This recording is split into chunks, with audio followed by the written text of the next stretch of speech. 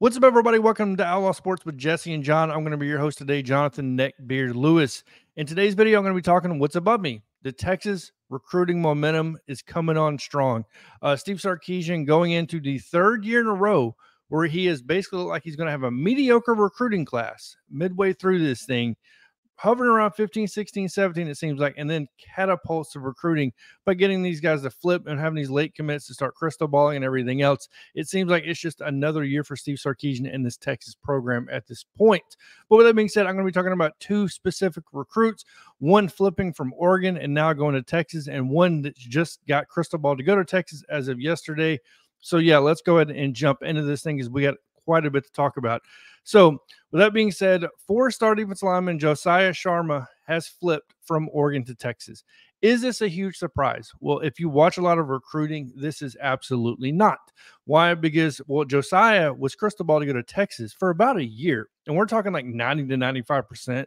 They thought he was a lock, done deal to go to Texas. It was only on the signing day or verbal commit day, whatever you want to call it, because it's not an ink yet, right? That he picks up the Oregon hat and puts it on for Dan Lanning. This put a lot of people in shock, especially Texas fans, as once again, you thought this dude was basically a lock. That's all you've been hearing from all the top analysts. He was for sure going to Texas. Nope. So, but with no surprise, when he did decommit from Oregon, he quickly picked Texas in Steve Sarkisian's program. So yeah, this is no surprise here, but a little bit of information about him. He's 6'4.5", 325 pounds out of Folsom, California. Folsom, California has been getting a lot of love from the SEC as of lately. We're talking about Alabama, Texas, right? Even Oklahoma. There's quite a few players coming out of that area and not going to USC, not trying to take too much of a jab to Lincoln Riley, but he has not done a good job building that wall and keeping it up around those guys as another one commits in the state of Texas here. So like I said, out of Folsom, California, he's the number 30th defensive lineman in the country and number 245th nationally. So like I said, was a favorite to go to Texas. Ended up picking Oregon initially, decommitting, now recommitting to Texas. Played a lot of offensive tackle, but he's been recruited as a defensive lineman because of his size and the way he moves and his raw talent in general. He will definitely be a space eater, right? He's a big old dude. He reminds me a lot of Mount Cody, just a little bit smaller for Alabama, right? He takes up a lot of space. He won't get you a lot of the fancy stats you're going to see. He's not going to get you 17 sacks in a season, most likely, or anything like that. But what he's going to do is he's going to take up 2 to 3 guys on that line, free up the linebackers, free up the defensive backs to roam around and do what they need to do. These guys are just as important, if not more important, than the guys standing behind them. So don't take that for granted when we're talking about numbers here. He has a great motor and a great second effort. Very straight line player, according to 24/7 Sports. I definitely agree with that watching the film. I don't know a ton about recruiting, but I can tell you he doesn't have a lot of moves on that defensive line, and I don't think he's going to try to get a whole lot, to be honest with you. Like I said, he's a great space eater. He's going to fill those gaps and do a great job of doing that. He definitely needs to develop more of some, we'll say, defensive line technique, right? Hands, shoulders, staying low, all that good stuff. But once again, most of the time he was on that offensive line, so he doesn't have a lot of experience playing defensive line. So you're going to see a lot of raw talent in him develop in the state of Texas, right? I believe Steve Sarkisian probably won't play him in year 1, maybe not even in year 2, but you're going to see a lot of development for him coming in maybe into that junior season, maybe sophomore, but either way.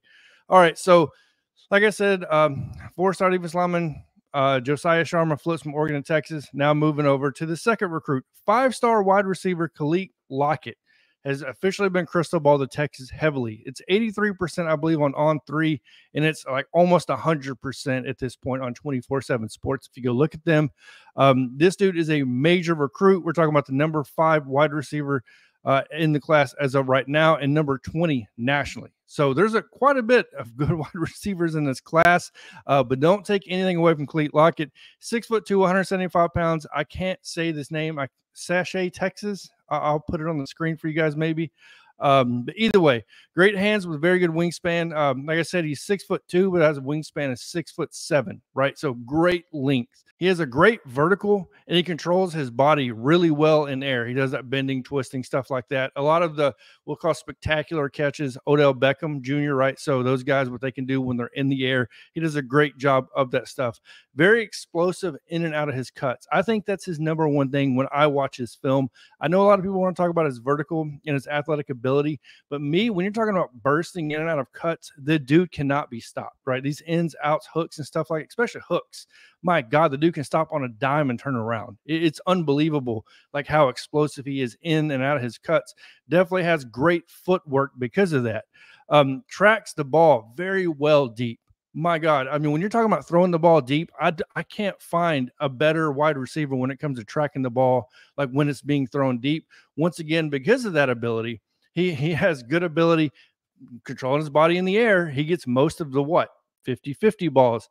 So not only is this dude going to be good for, we'll say, short to intermediate side of the field when it comes to bursting in and out of cuts, but when you're talking about red zone, vertical ability, right? 50-50 ball, controlling the body in the air, explosive, like spectacular catch. This dude basically is one of the most complete package wide receivers in this classic.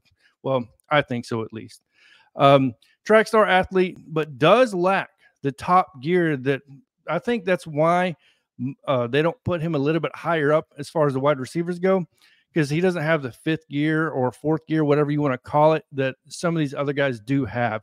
Like I said, he's bursting off the line, but he hits that top end speed pretty quickly, and you don't see him hit that another gear to pull away from the defenders.